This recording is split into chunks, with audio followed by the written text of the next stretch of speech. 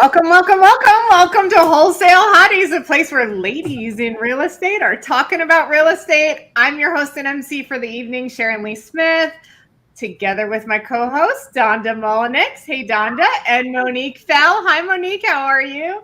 And today's special guest is my one and only friend, Mary Hart. Mary, thank you so much for coming on the show today. I'm so excited to have you on.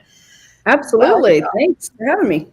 Absolutely. So, ladies, Mary is an amazing real estate attorney, been in practice for a long time. I'm going to have her tell you all about it. And she also then has pivoted to a hard money lending thing, as well as has a similar focus to us, has a ladies mastermind that she has. So we already interviewed Wendy Sweet about that. We'll have Mary talk about it as well. Mary, welcome to the show. Can you tell us a little bit about you? How long have you been doing this? What are you up to? What's going on? Sure. Well, I've been an attorney for 34 years. I'm technically retired as an attorney. I'm licensed, but I'm not practicing. I've been a private lender for about 22 years and a real estate investor for about 23 years. I've been teaching for over 30 years. So I teach a lot of real estate investors and small business owners and whatnot. Wendy Sweet and I co-founded the Women in Real Estate Mastermind, the Sweetheart Women in Real Estate Mastermind, about 3 years ago, 2 or 3 years ago now. And now we've co-founded this Sweetheart Private Lending Institute that we're doing our first one this fall. So lots going on. I've got my private lending company. I've been a lender for 22 years, I think, but I just turned it into an actual company, brought on Patty Bain as my colleague. She's a Class A contractor. You guys had her on the show. And so she's helping me grow this business, and we're super stoked to get it going. That's awesome. Yeah, I'm so excited as well, especially, the partnership with you and Patty is just an awesome partnership together. So that's great. Oh, that's great. Uh-oh, I'm frozen. So, you know what? Last week, it happens. There's a storm outside, so I may freeze from time to time. Last week, we had a wholesaler on, and we were talking about probate deals gone awry. And we're like, how do we prevent this stuff? And I'm like, next week we have Mary on. Maybe we can talk a little bit about passing on properties to our kids, to our grandkids, what that looks like, and how do we prevent the chaos that is probate? Yeah. So I started out as an estate planning lawyer. That's my passion in the lawyer field. I've also done real estate and business and tax and all that, but I love the estate planning. And I call your estate plan your ultimate love letter because, stopping the chaos and taking care of our loved ones is truly the ultimate love letter if you do it in a way that's less stressful. So probate, I hate probate. Some states make it relatively easy. Some states make it very, very hard. Some counties make it easy. Some counties make it hard. My perspective has changed because I practiced in Alaska for many years, and the probate process was super simple. And then I moved back to North Carolina where I grew up, and theoretically it should have been just as simple, but it wasn't. It was really complicated, and you always got a different answer from everybody at the clerk's office. So I'm a big believer in avoiding probate upon your death, having your estate avoided if you can. And the best way, really, there are a number of ways to do that, but I think the best way is through the use of trusts. Revocable living trust or land trust can also do that. But the reason we go through probate is because we have died with something in our separate name that we own in our separate name. And this is a big misconception because people think that everything you own goes through your will. And that's not true. The only thing that goes through your will and goes through probate are things that you owned in your separate name at the time of death. So not in a trust, no joint owner with a right of survivorship, no designated beneficiary, that sort of thing. So if I own a house and the deed reads Mary Hart and I die, it's going through probate. And it's either going through my will if I have one, or if I don't have a will, then my state legislature has created basically a will for me, which is the order of descent and distribution, who gets my stuff. If, however, that house were in a revocable living trust and I died, it would not go through probate. It would just go according to the terms of my trust. If Monique and I owned it as joint tenants with a right of survivorship, she would have that right of survivorship. So the moment I take my last breath, she would own it automatically. It would not go through probate. So you see the difference? So probate only applies if it's something in your separate name at the time of your death.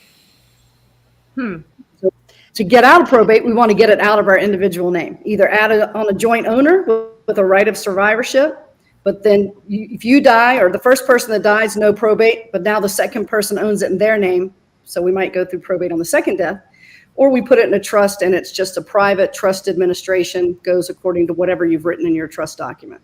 No probate. I love that. You know, you hear so many different, do this, do that. And I don't think I've ever had explained quite that way.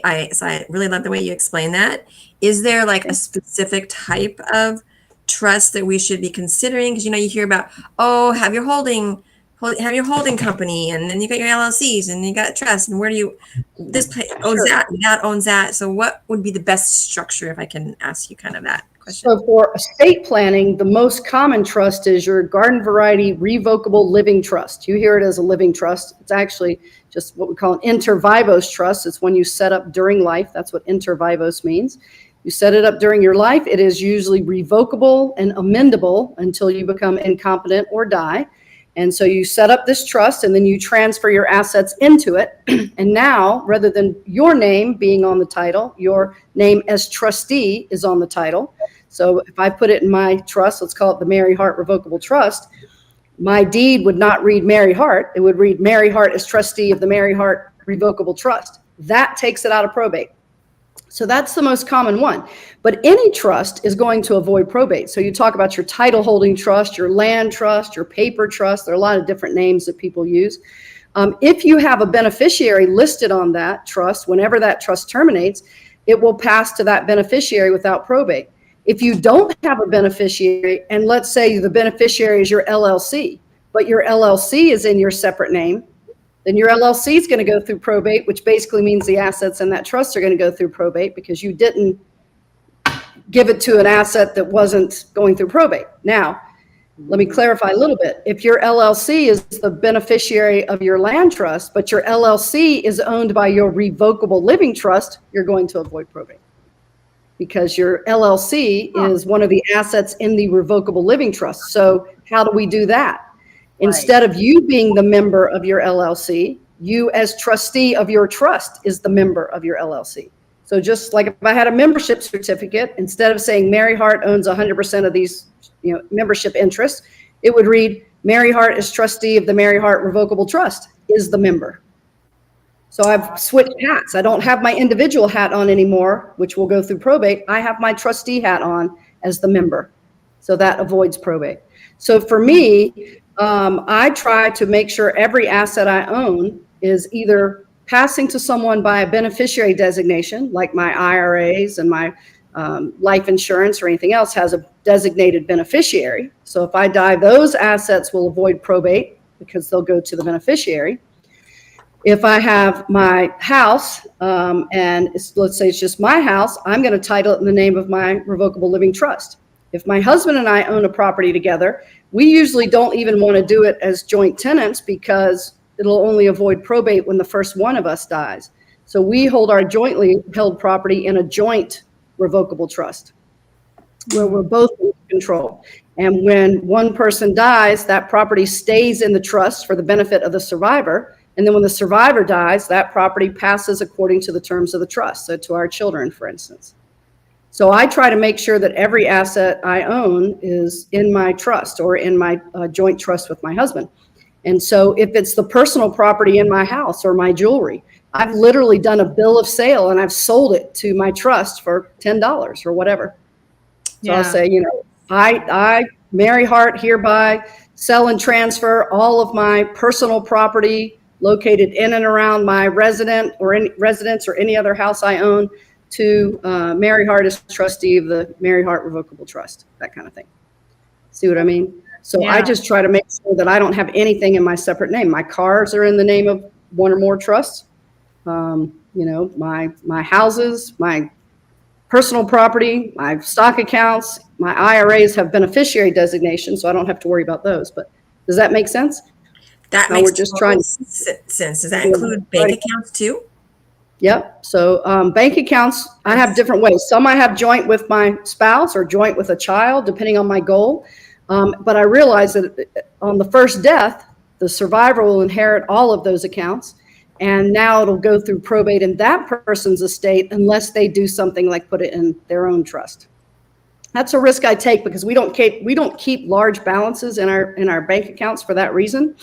And so most states have a small estate procedure that if you just have, say, like a bank account, it's under a certain amount of money, you can do a very shortened version of probate. But I always have them joint on the first death, and then if they're in the other person's separate name, we hope that it's small enough to go through the small estate procedure. But we could always open them in the name of the revocable trust. You just sign the checks as a trustee instead of as an individual. Yeah. And is that something that you have one single trust, or do you have a multiple trust for like different things? So it depends on my goal. So for my estate plan, I have one trust that's just because I'm in a blended marriage, second family. So I have one trust that's for my separate assets. My husband and I have joint trust that holds. We actually have several because we put different properties in different trusts for different reasons. But we're selling most of them. So we will just have one joint trust for our jointly held property. I have a separate trust for my separate property, and we're about to do a separate trust for him for his separate property. Okay. Now, in my first marriage, we were young. We built everything together, so we didn't have separate assets, and everything was together. But that's a little bit different this go around. So on that one, you just had one trust then? Yeah. Yeah. In fact, actually, in that marriage, I was so young and we had nothing. I didn't have really anything. I didn't have a trust until finally one day I was like, wait a minute, I do all these trusts for all these people. I probably ought to have my own. So I don't think I set up, I had trusts set up to take effect when I died through my will, but they would not have avoided probate. Once I started accumulating some assets and my kids were getting older, I was like, you know what, I'm going to just do my own revocable trust. So we did, but we just had wills when we were young and naive. But all three of my kids, I have three boys, their ages 25, 30, and 33. They all have a revocable trust. No matter what they have, the littlest thing, their cars are in it, anything else. I'm like, nope, we're starting them off from the beginning, not having to go through probate. Smart. Wow, Mary, I am just like, I can't believe that in 10 minutes, you broke that down for us in a way that I have asked and watched so many different things. Didn't get it. Like, what do I do? I'm so confused. You tell me to do this. You tell me to do that. And you just broke it way down and had it all nice, put a pretty little bow on it for us. I love that. That was so I've been doing it for a long time, and I want it to be simple so people don't avoid it, because it is your ultimate love letter, and it's the nicest gift you can give your loved ones is to get your stuff in order, because we never know when we're going to take our last breath. We hope we're old and gray and wrinkled and still sane. But we never know, right? We could still by some days that's debatable. And I just had this conversation with my business partner, and he said, you've got accounts that are only in your name. What's going to happen if something should happen to you?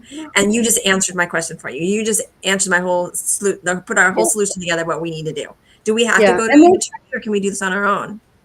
Yeah. Well, I don't think estate planning is a DIY thing. I think you need a good estate planning lawyer, because we don't know what we don't know. And unfortunately, legal concepts are not intuitive, and they're not taught in our schools, and we don't know them until we're forced to know them.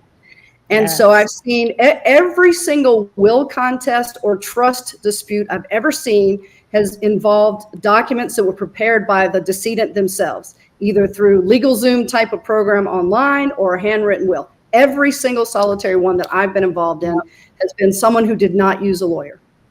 And I just think we just don't know what we don't know, and we're not taught these concepts, and they're not intuitive. So it is probably the best use of your money.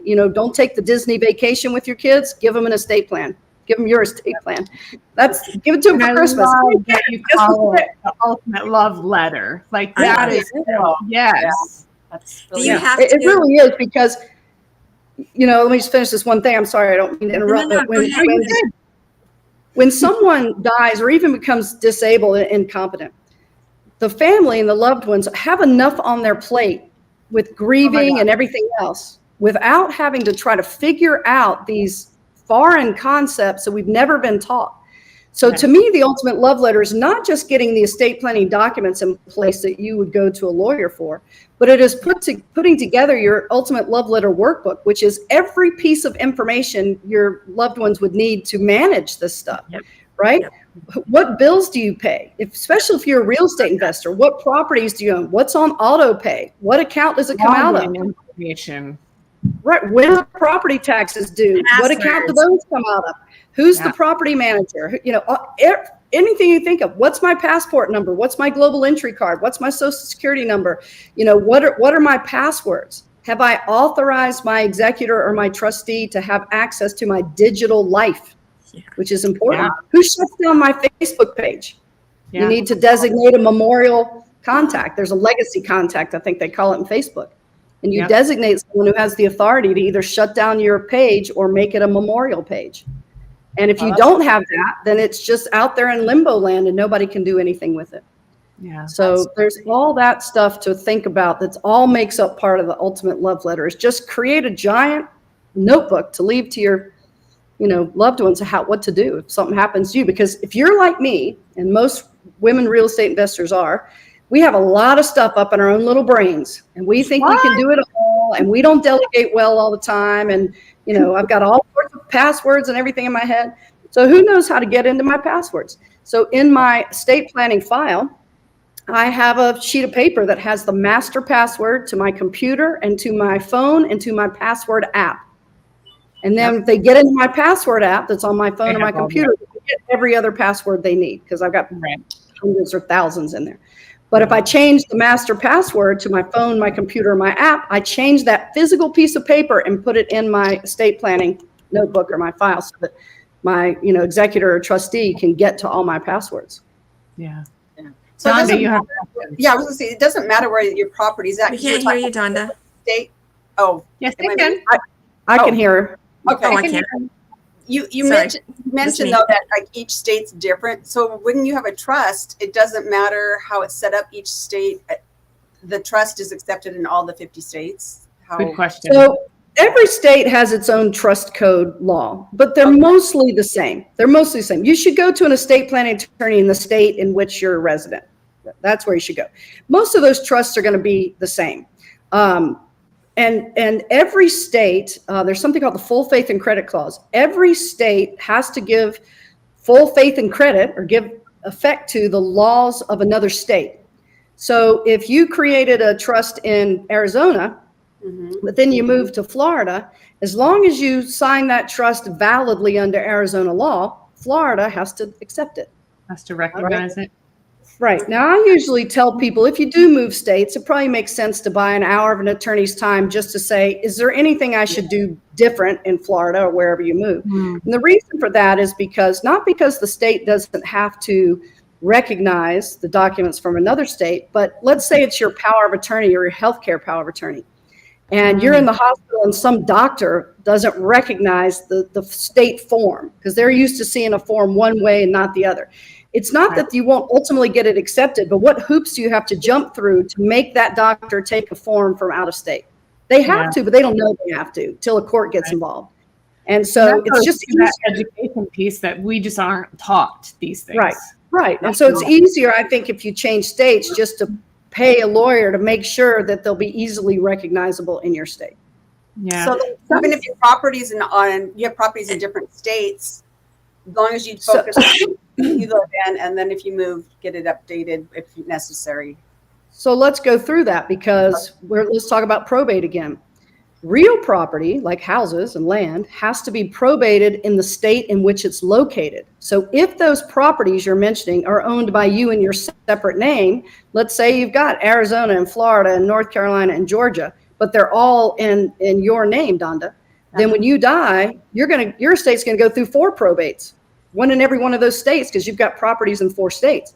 But if instead you either put those properties in an LLC, and the LLC was owned by your trust, or those properties were just owned directly by your trust, no probate. Because remember, it only goes through probate if it's in your separate name when you die. But if it's owned in an LLC, that's not real property, that's personal property. So what you own is the LLC, which is personal property. Personal property is probated in the state you live in when you die. Only real property, the physical real property, has to be probated in the state in which it's located, and that's only if you own it in your separate name, not in an LLC, not in a trust. Now, if you don't put your LLC in the trust, then that LLC has to be probated, but only in the state in which you were living when you died, not in every state for the real estate in which it owns. Does that make sense? Yeah. Okay. So the best practice is either to, if you want to hold like me, I have a lot of real property in LLCs. I have multiple LLCs. So those LLCs are owned by my revocable living trust. So, and I have property in North Carolina, Kentucky, New York, Virginia. So I have a bunch of different states. Mm-hmm. Every one of those properties is owned by an LLC. Those LLCs are owned by my revocable living trust. So when I die, none of that will go through probate. Not the real property, not the LLCs. It'll all, my trustee, who's my oldest son, will literally just read the terms of my trust and deed out the properties or the LLCs or whatever the way I said in my trust document. No court involved at all. Perfect. Yeah. And when you record a land trust, when you have a property in a land trust, you don't record, I'm assuming, a revocable trust. No, you do not record a revocable trust, and I would not record a land trust. I might record a memorandum of that trust to say the trust exists, and I'm not even sure I would do that. It depends on whether I was required to for a closing or something. One of the benefits of the land trust is that they're anonymous. We don't know who the beneficiaries are. It makes it harder for them to be sued. Lawyers don't want to take on those types of trusts when they sue. So if you record the actual trust document, you're letting everybody in the world know who owns that trust. So I would not do that. The other thing I would not do with a land trust or personal property trust, paper trust, same idea. I would never name an individual as a beneficiary because that breaks the creditor protection. So let's say, Donda, for instance, you ran a stop sign and maimed somebody. They sued you and they got a judgment against you personally. If you're the individual beneficiary of your land trust, they can get through the land trust to get your properties, or vice versa. So it slips and falls on your property, wins a judgment against the trust, but you're the individual beneficiary. There's no creditor protection. They can bop through that trust and get all your personal assets. Wow. But if that trust isn't recorded anywhere, how do they even figure that out? Well, because when you get involved in a lawsuit, there's something called depositions and discovery. Okay, that makes sense. Sorry. Sharon-Lee, are you beneficiaries of any trust? Who set up that trust? When was it created? Who are all the beneficiaries? What does that trust own? So things are discoverable. Things are discoverable. So, but when you name an LLC as a beneficiary, an LLC, if it is set up and maintained properly, is a creditor protected tool. So if somebody, if we'll go back to that example with Donda, if Donda ran a stop sign and got a judgment against her, that's against her individually, but that LLC would create some creditor protection. They would not be able to take a personal judgment against you, Donda, and get into your trust. Probably not even into your LLC if it's done correctly. So I would never name an individual as a beneficiary of a land trust or a paper trust. Revocable living trust is different, but they're not creditor protected at all. They're just, here's the general rule. If you have control over something, your creditors can get to it, generally speaking. So with your revocable trust or your land trust, if you're an individual beneficiary, because you can, as a land trust, you can direct the trustee. In your revocable trust, you can amend it, revoke it, take assets out, put assets in. You have full control as long as you're alive and competent. That means that there's no creditor protection. There might be some smokescreen or anonymity type stuff, but there's no legal creditor protection with a revocable trust. There are irrevocable trusts that can provide some creditor protection. And if anything's in those trusts, they will also avoid probate. But those trusts, most people don't do those for their estate plan unless they're doing it for one little piece of an estate plan, because you have to irrevocably give away whatever you're putting in that trust. You can't be the trustee. You usually can't be the beneficiary unless it's in certain states that allow what we call domestic asset protection trust, self-settled asset protection trust. So we don't use irrevocable trust very often unless we've got a very specific purpose for it. So your general estate planning trust is going to be revocable and subject to the claims of your creditors. So does that mean the trustee should not be an individual? It should also be an LLC? Trustee has nothing to do with it because the trustee has no responsibility for any judgment against you or the trust. Okay. They're just a fiduciary. They don't, just because their name's on the title, they're not personally responsible. Like if somebody sued your revocable trust and won, they couldn't go get the trustee's personal assets. Okay. Got it. That makes sense. So if I bought a house and I put it in a land trust, and yet I live in that house, ought to I write myself a lease for that house and leasing it from my trust? Or is this for creditor protection purposes? Because I don't know that it makes a difference. No. Who's the beneficiary of your land trust that owns that house? The LLC. Okay, so the LLC could, I mean, the trust could rent you the house, but again, it depends on who the judgment's against. If the judgment is because, you know, you had a guest over and they slipped and fell in that house, they're going to sue your land trust. And if they win, they're going to get the equity in the house.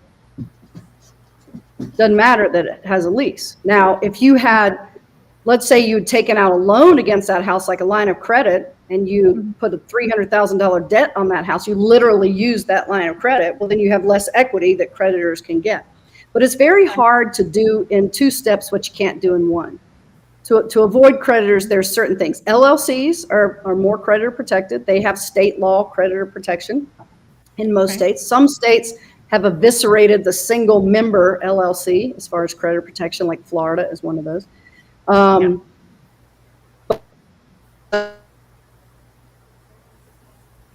Did she freeze? Or sometimes Mary's frozen. There we go. you froze there for a little bit, Mary. Oh, steps what you can't. Am I still frozen? Hold on. No. I think you're going now. I think you're good now. Yeah. Can you see me now? Yeah. Yes. We just couldn't hear you. So Mary, we got Florida, single member, eliminated that, and then that was where we cut out. Go ahead. yeah, so you have to check your state law to see whether they give full creditor protection to single member LLC. But let me tell you a little bit about why LLCs are better than, say, corporations for holding real estate. Well, forget the tax reasons. I'm not going to talk about that.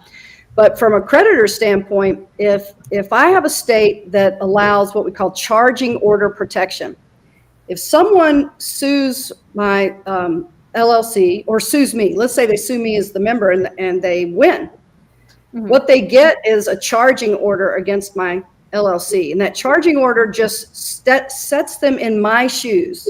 So they can stand there with their hands out and ask for a distribution. But if my LLC doesn't distribute to me, they don't get anything. They just step in my shoes. Whatever I'm entitled to, they get. That's a charging order. As opposed to a judgment, say, with a corporation, where that person could literally step in and vote my shares in the corporation and liquidate all my assets and make a distribution and take money. So corporations are not as creditor protected as LLCs if you're in a state that allows full charging order protection. So we see a lot of, and also LLCs are generally better to hold real estate than corporations, because corporations have all these tax rules that make it hard to get the real estate out. And we won't go into that in detail because I haven't looked at those rules in a while and I don't want to steer you wrong. But that's a good CPA question. And in general, we hold real estate in LLCs and we run operating businesses out of S-Corps or LLCs taxes S-Corps. And that has to do with taxes. Self-employment taxes, all sorts of things like that. Right. So that's a bigger conversation than we need to get into tonight. It'll just confuse everybody. We're already halfway through. Talk to your CPA when you're deciding what type of entity you want for creditor protection and tax benefits. Well, And if you have an entity like an LLC in one state, like, I don't know, Vegas or Utah or Wyoming or something, but you have the property in a different state, but you're not doing business, it's just holding that property in a different state. And then that state, you're refinancing, that state says, somebody says, we want you to do a foreign entity register. Is that a wise thing to do, or is that something you want to stay away from, or is it? Well, I personally set up my LLCs in the states in which the property is. It's just simple. It's governed by that law. If not, then you have to look at the state's law to determine what is considered doing business in that state. Yeah. For instance, in my lending company, I'm just made my first loan in Texas. And I was like, wonder if I need to go register as a foreign entity in Texas. So I read some of the law and I reached out to an attorney there. And if I don't have any employees there, I'm not soliciting there, I just am servicing a loan there, that's probably not enough to be doing business. So I probably don't have to register as a foreign entity. But if I put an office down there with an employee, or I start advertising in Texas, hey, you Texas people, come borrow from me, then that's probably going to put me in the doing business in that state, and I'm going to have to file as a foreign entity. So, there are a lot of people who go to Nevada, Wyoming, Delaware, because they're corporation friendly states. They have lower filing fees, whatever. I usually, I don't try to, how do I say this without sounding weird? I don't let the dollar wag my tail. Yeah. I try to be efficient and all that, but I'm not going to make my life overly complicated to save $200 a year. Yeah. I'm just not. I love your saying, wag my tail. I don't let it wag my tail. Well, I used to say, I don't let the tax, whatever, the tax something wag the dog's tail. I can't remember what I said. I used to have a saying and it's gone now. But anyway, it's late and I didn't sleep last night. But anyway. I like to wag your tail. It's fun. I want to make smart decisions, but I don't want to end up chasing every little penny and being foolish with what that does to my life. So penny wise, pound foolish, but also penny wise and lifestyle foolish. I'm personally not going to do that. Now, when I was practicing law, I realized there are people on every end of the spectrum. There are clients who wanted the most complicated, most expensive, most protective estate plan, for instance, and they didn't care how tedious it was. And then there are the clients who didn't want to pay any money, wanted the simplest thing, and whatever. And everybody falls somewhere on that continuum when it comes to how they structure their businesses. And for me, I try to balance it between being, penny wise and not overcomplicating my life. So I just set up my LLCs in the state in which the property is located. And I think for the most part, the cost to register an LLC and even the manner in which an LLC is formed is a simple form that's usually readily available on the SEC type website of whatever state you're in. And it's, $100, $150, $200 for the year. And it's done, and it's so simple. And I think that, a lot of people make it out to be a lot more complicated than it really, really, truly is. Yeah, and I think that's right for many states. There are some states, like last time I looked at California, it was $800 a year, right? Exactly. So if you have 10 LLCs in California, that's a lot of dough you're paying to California. Exactly, yeah. So then I could see, all right, do I have a Nevada holding company or whatever? And you can certainly do that. There, even with. She froze up again. That's okay. Yeah. I have a full signal. I'm not sure.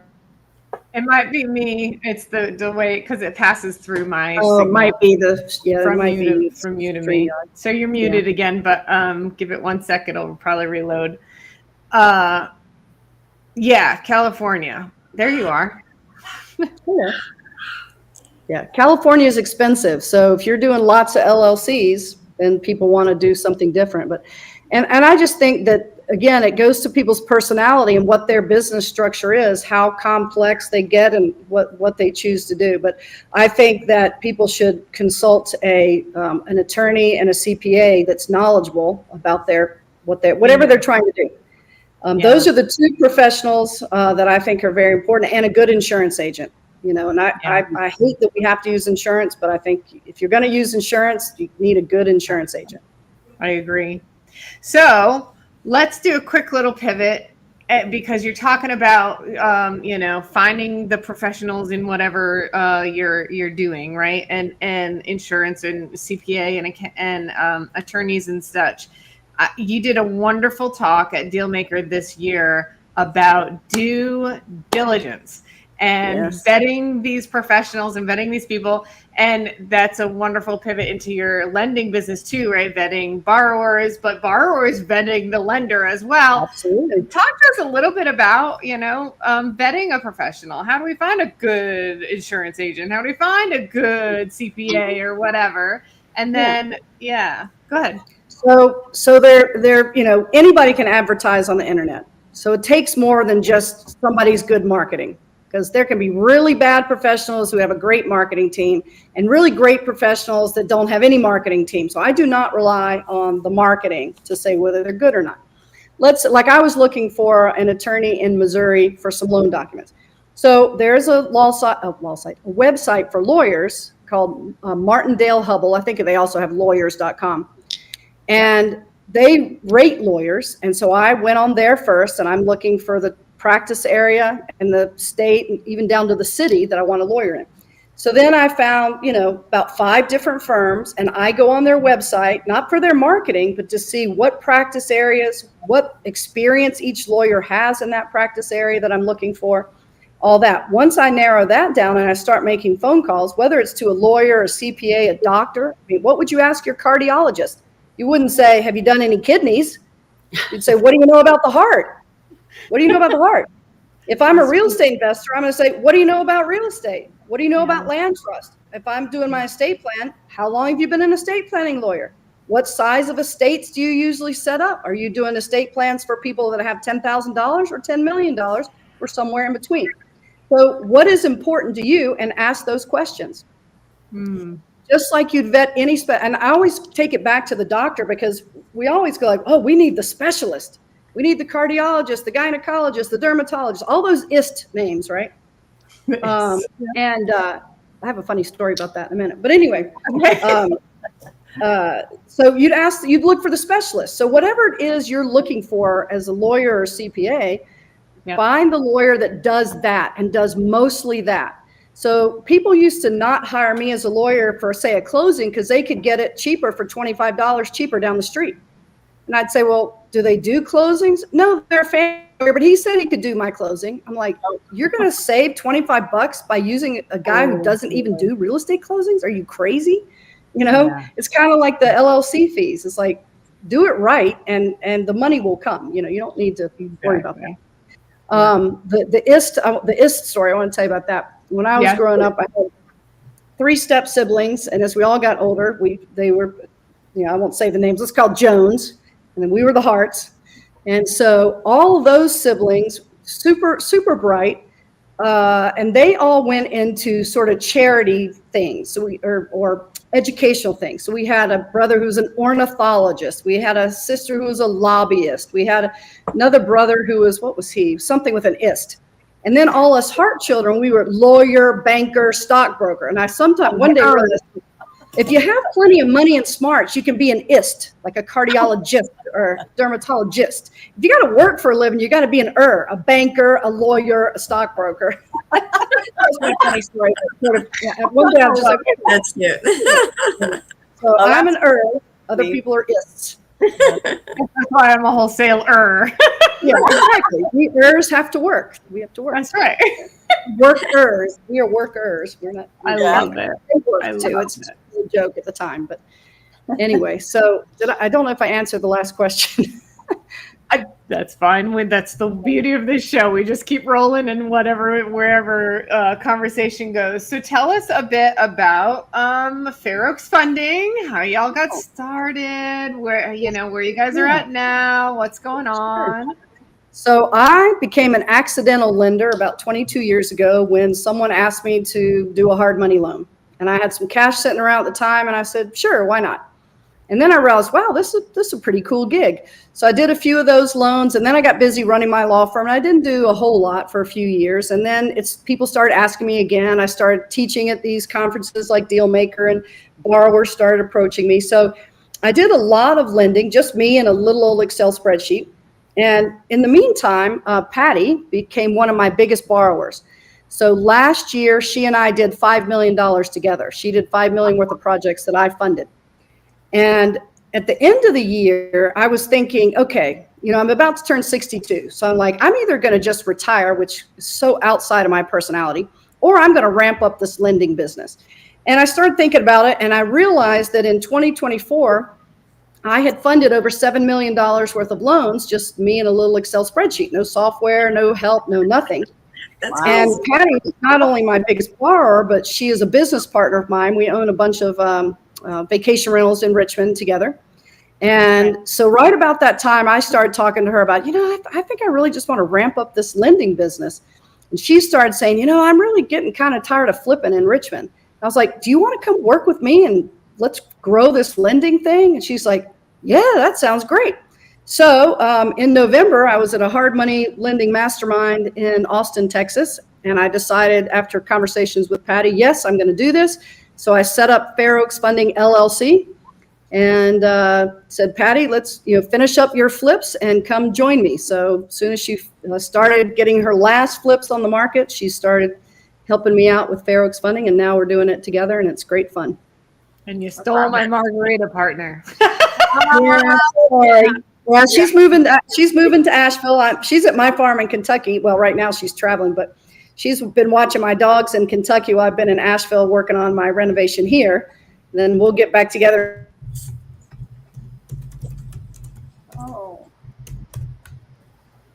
Forward to that. We'll be working side by side every day, which will be.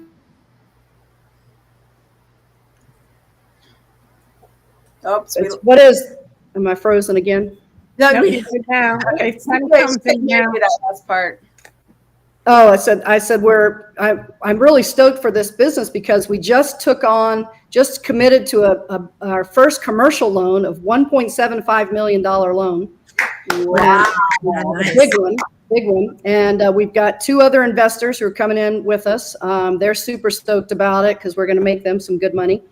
And then if you add that with what we've already done or committed to, here we are in late May, and we're already over 4 or 5 million in loans. So we're super excited. Our goal for this year was 8 million as we're getting started, and I think we're gonna blow that out of the water. So Awesome. Are you guys lending in every state? Sorry. What's that? Are you lending in every state? No, not every state. So we're kind of growing organically, in part depending on where our borrowers want us. In my perfect world, we would stay Virginia, North Carolina, South Carolina, Tennessee, maybe Georgia, driving distance from North Carolina. So far, we're lending in Virginia, South Carolina, Mississippi, Missouri, Texas. I think that's where we are now. Not within that small organic. Yeah. So what happens if a borrower calls us and says, hey, we really like you guys. Will you loan in Texas? We just did a loan in Texas. And so, well, we're not in Texas yet. Let me look into it. So I look at the laws. What are the lending laws like in Texas? What's the market look like? Where they want us to loan? And we just sort of assess it and we'll say yes or no. There's some states that make it much harder for lenders than others. And so those states, until we grow bigger and I have more staff, I'm not going to loan in because it's just too hard. So we're just growing organically. We'll see where people want us. And if we want to be there, we'll do it there. Got it. Nice. Do you have a Oh, Sharon, you're Sharon's frozen. fund or if Oh, do I have a fund? No, not yet. Not yet. So Okay. we don't want to start a fund until we've got the loan volume really clicking along. So Okay. what we're doing now is we're taking it, essentially it's co-lenders, but and this is evolving. So for now, I have 2 investors I'm working with right now, and I'm writing them a promissory note. So Fair Oaks Funding is the lender to the borrower, to the flipper, for instance. And then I write my investor a promissory note. So I have the first lien position in Fair Oaks Funding, but Fair Oaks Funding owes the co-lender. And we always go in at least 50% on every loan. So we're never going to probably be under 50%, just because I don't want to be accused of brokering. I want to make sure, I'm trying to make money for my own self as an investor. So one of my investors is one of my trusts, is one of Fair Oaks Funding's investors. My sister and her husband are an investor, another friend's an investor.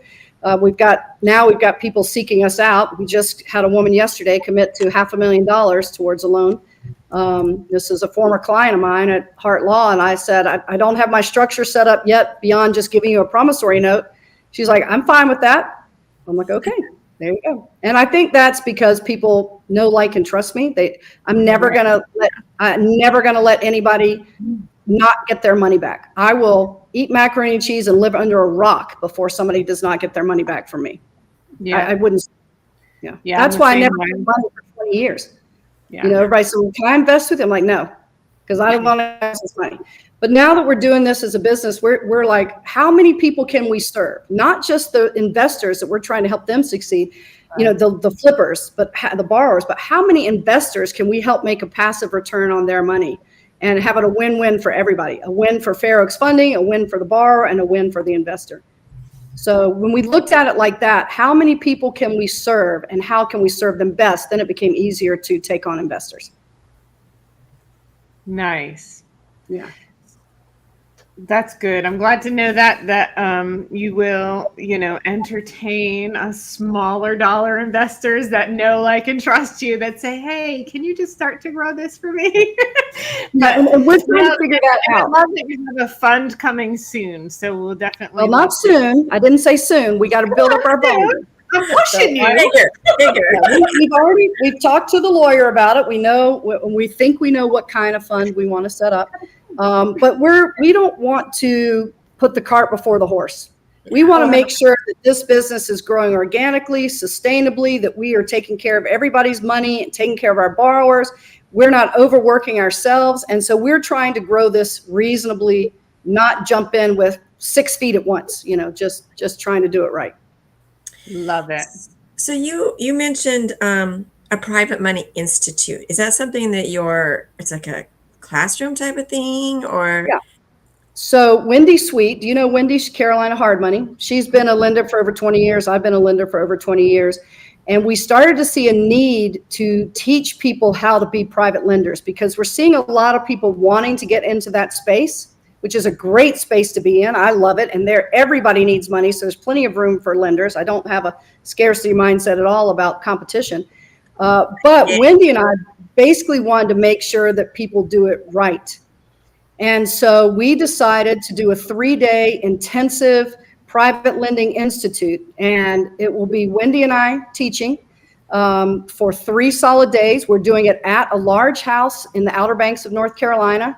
We can take probably up to 20 people, plus if they want to bring their spouse or something, that we can, you know, bring more people. But we will spend 3 days together, learning together, eating together, hanging out. So it'll be a brain trust for 3 days. Sharon's been to the Sweetheart Women in Real Estate Mastermind. It'll be like that, Sharon, but instead of hot seats, it's education. So it's front of the room education. We're probably after dinner going to have a 2-hour Q&A session every night, optional for anybody who wants to come, because I know it's going to be drinking from a fire hose and people are going to have a lot of questions. Yep. And then we are drafting a nice substantial manual that everybody will be able to take with them. And it will be A to Z of lending. You know, we started outlining the outline of our manual. We're like, man, no wonder we're busy. We do a lot of stuff. But I think it will be really helpful for people who are either new to lending, want to get into lending, or just want to maybe scale up their company. They've been doing it themselves. They just want to scale it up. So that, if people want to know about it, it's October 2nd to the 6th of this year in the Outer Banks. And they can go to sweetheartmastermind.com. I see it up there on the screen. And you can find out information about the mastermind, the women's mastermind, and about the Private Lending Institute. The institute is for men and women. The mastermind is just for women. And at this institute, is it going to be recorded? Are you going to have like after support, or is it like, this is just a 3-day thing, we're done, not live all that? Right now, the 3-day thing, we're done. But what we're hoping to do is start recording some evergreen videos that if there's enough interest, then we would have a membership that people could come on, and we'd have not only recorded videos about everything about lending, but we'd have ongoing Zoom calls, Q&A sessions, you know, working with us. That's not going to be part of the Private Lending Institute itself, because we haven't baked that into the tuition. You know, the tuition just literally is covering the venue and the food and the beverages and a little bit of swag and the manuals. So that the ongoing stuff is not counted in that. But if there is interest, we've talked about being willing to do more of a membership learning, ongoing learning. I love it. Yeah, that would be phenomenal. I think you find a lot of people would be very interested. Yeah, and we have had people kind of ask, and that's why we started thinking about it. But we'll see how it goes. We're still filling up the first session. This house, we've rented it for 2 weeks, so we have the first Sweetheart Women in Real Estate Mastermind session for September 28th to October 2nd or something like that. 29th to 2nd, I can't remember. Then we have the Private Lending Institute, and then we have the third session is supposed to be the Women in Mastermind. But we'll see which one we get more interest in. We're still filling up the first session for both the Mastermind and the Lending Institute. So that third session is kind of fluid right now. We'll see what people want. We could either do another Lending Institute or we could do the Women Mastermind, depending on what we get the most demand for. I love it. Yep. And I told Wendy, if we get no demand, then she and I are just sitting on the beach for 4 days. Heck yeah. We'll all come join you. Right. Anyway. That's awesome. Yeah. Well, cool. Ladies, do you have any other questions for Mary? We could talk all night. There's so many things to talk about. I know. Like, Oh my what's goodness. next? Let me go back to one thing. You talked about my keynote speech at Dealmaker on due diligence and not only vetting professionals, but let's talk about the lenders and the borrowers. All lenders know they have to vet their borrowers, but most borrowers don't vet their lenders. And I think every borrower should vet their lender because there are a lot of sketchy fly-by-night scammers out there that are posing as lenders. And one thing I want people to know, people always ask me, well, how do you spot those people? Well, one, if they're asking you for a lot of money up front before the closing, send us, $1,000 underwriting fee before we get to closing or whatever. Some of those are legitimate, but if you get a lot of those fees, run, because they're probably not legitimate lenders. They're probably going to take your money and you'll never hear from them again. The other thing I think people should be aware of when they're vetting lenders is making sure if they're talking to multiple lenders and they're asking about rates and terms, that they're comparing apples to apples. Because let's say I said, okay, our rates are 12.99% and 3 points. And they vary, by the way. I'm just making up numbers. 12.99% and 3 points. And let's say somebody else was a lender and said, well, I only charge 10% and 2 points. And so that borrower says, well, I'm going with the 10% and 2 point person. That sounds great, but they never asked what other fees the 10% and 2 point person lender had. So maybe we just have a tiny underwriting fee and a wire fee, maybe an inspection fee, but they're all, minimal. But then you'll get these other people. We have a $2,000 underwriting fee and a payoff fee and a demand fee and a this fee and a that fee. And it's just all these junk fees that by the time you get to the end of the loan, you've paid way more than what you would have paid Fair Oaks funding, for instance. So for anybody out there, and I'm not trying to sell Fair Oaks funding, I'm just telling people as borrowers, vet your lenders, make sure they're legitimate, check the Secretary of State's office for their entities, ask the right questions, check their fees, ask for a list of everything they're going to charge you. Don't just go off interest rate and points, because a lot of times there are things that aren't disclosed till you get to the closing table and all of a sudden you're out a lot more money than you think you are supposed to be. That's a great tip. Very good points. Really good points. Yeah. I don't think anybody really thinks about that. They're just thinking that they're helping them and they don't want to rock the boat, or they don't think that they have the right to ask those questions. And everybody should ask any question they want. I tell people when I teach all the time, there's no such thing as a stupid question. If you have a question, by definition, it is not stupid, right? Ask the question and don't worry about looking silly. Don't worry about offending anybody. If you ask a legitimate question, any question, and that offends the person and they start going, well, I thought you were sophisticated. Why do you need to know that? What do you mean you can't act quickly? That's them that's them scamming you. Yeah. That's them making you feel bad to get what they want. And you need to run from those people, because a legitimate lender or a legitimate anybody is going to welcome your questions and say, what can I do to reassure you? I am an open book. I'm transparent. What do you want to know? Yeah. And if you run into someone who doesn't treat you that way, do not do business with them. That's my tip to you. Do not do business with them. They are gaslighting you. They're not good people to deal with. Yes. That goes for relationships too. Where do you think I learned it from in the first place? Yeah. Yes, ma'am. Works for a reason. Remarried for a better reason. But anyway. No, I'm half teasing, but just don't ever be afraid to ask questions. Yeah. Anybody who's listening to this, don't be afraid to ask questions. We should all ask questions. And, nobody's going to protect your money, your reputation, or your time like you are. Yeah. Nobody. Yeah. Right. No single person. And your integrity and your time are so very important, and your money is so very important. And you should never feel bad about doing everything to protect that.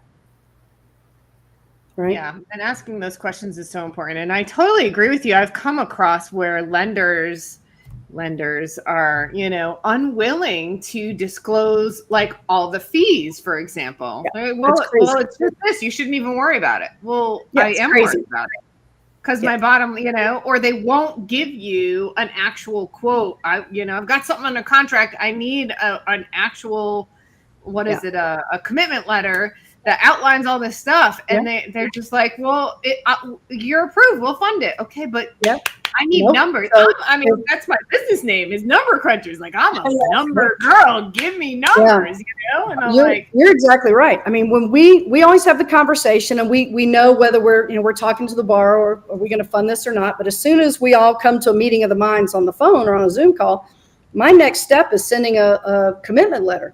And I lay out everything that we've talked about in great detail. In fact, this commercial loan we're doing, I think I just sent them a 3.5-page one because I wanted it very clear, every single thing. Now it's bullet pointed paragraphs. It's that's lots great. of spacing in there so it doesn't confuse people. I hate it when you crunch all the lines together and make it hard to read. So I spread my stuff out. But anyway, and I always say, hey, this is what I think we've agreed to. Please read it carefully. If you agree, sign it and send it back. If you don't agree, then let's get back on the call and find out where we miscommunicated, and let's make sure we're on the same page, because there's nothing worse than getting into a loan from either side and find out you weren't on the same page. There was no meeting of the minds, and now everybody's mad and you're fighting, and you're going to cost more in lawyers' fees than anything else. So I want it as transparent as it can be from the beginning. I love that. And with AI these days, it'd be so easy to have that conversation on a Zoom, and then summary, and you can literally just put that in a 3-page, document, or how many page document, page, whatever that looks like, and shoot that off, and just do like a quick edit and shoot that off to somebody. That makes total sense. I just had a completely different, not private lending, but just a different conversation with a contractor of ours that's going to do some different things with us, and I love that. I can use that kind of a concept in the same way, Well, I think this is my lawyer background too, because in advising people to do, whether it's operating agreements or buy-sell agreements, it's like the more you can put everything on the table up front, when you don't know whether you're going to be the aggrieved party or the aggriever. Well, I don't know if that's a real word, but you know what I mean?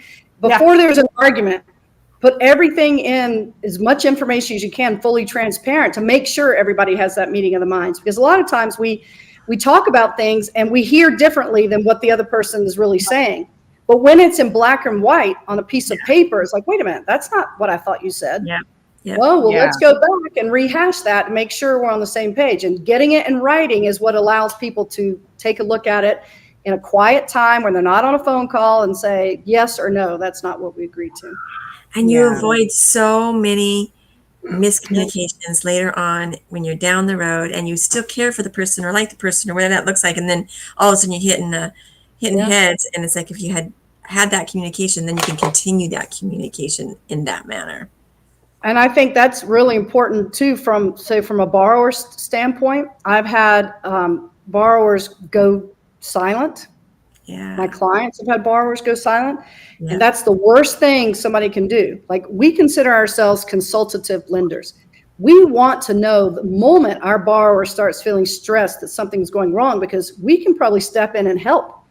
Patty's got so much flipping experience, hundreds and hundreds and hundreds of houses. I've got so much legal experience and so much just investing experience and so much knowledge from teaching for 30 years. And so when a borrower goes silent, that's a big red flag to me. And we're trying to reach out. And if they ghost us, they're just shooting themselves in the foot, because we could probably help them with a problem that might seem overwhelming when they're in the middle of it. And we could probably help. Right. So if you're anybody, whether you're borrower, lender, contractor, if anybody starts feeling overwhelmed, communicate. Right. Yeah. I love it. I do too. I love it. Good. We are at the hour. See, I told you it goes fast. Every It goes week we very run out of time. It goes very fast. We gotta have You're Mary. an Thank you amazing so much. guest, No. Mary. Thank you. Thank you for having me. It was a great conversation. I love to talk about these things, so thank you. It's cool. Absolutely. And everybody, please do, if you have things, push Mary to be lending in your states, not just ours. And go hit up there. Hey, if I am a borrower and is there like a quote page on there, or is it contact us, or how's that? So well, the easiest is to email borrow@fairoaksfunding.com. So that's just an email. We're just getting our website. It's just got pushed out, I think, in the last couple of days. And I believe there is a Get Funded Here button that will take you to the right contact form. Allie Murphy, our marketing guru, is working on that for us. She's the Well, best. she actually has joined Fair Oaks Funding doing our marketing and our COO stuff, so she's helping us out. But I don't want to speak out of turn. I think it's ready to go, but even if it's not, you can always email borrow@fairoaksfunding.com and get to that. Goes to Patty, and then if she needs me, she pulls me in. But Patty's sort of the first conversation with the borrower because she is a borrower herself, so she knows the lingo. So She's people Borrow or borrower? Borrow, just okay. borrow. No ER at the end, just borrow. Borrow at, right there, Fair Oaks Funding, borrow at. And if you're a wannabe investor, you can email invest@fairoaksfunding.com and you get to me. So I'm the investor relationship manager, and Patty is the borrower relationship manager. That makes it We nice. both get involved in everything for the most part, but at least the initial communication is to Patty if you're a borrower, to me if you're an investor. I love it. or at least There you look to lend, have you be our lender, Borrow and invest. vetting and asking questions, correct? Yes. So if you get me like at invest@fairoaksfunding.com, we'll just schedule a call to see what you're looking for in terms of passive returns. Can we be a good fit? Are we not a good fit?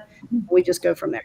Yeah, perfect. Beautiful. No obligation for either of these if you email us. They're just the start of a conversation. Exactly. Awesome. All right. Well, I'm going to go ahead and say good night, YouTube land. Good night, ladies. Mary, thanks for coming on. We appreciate it. Thank you so much. Thanks for having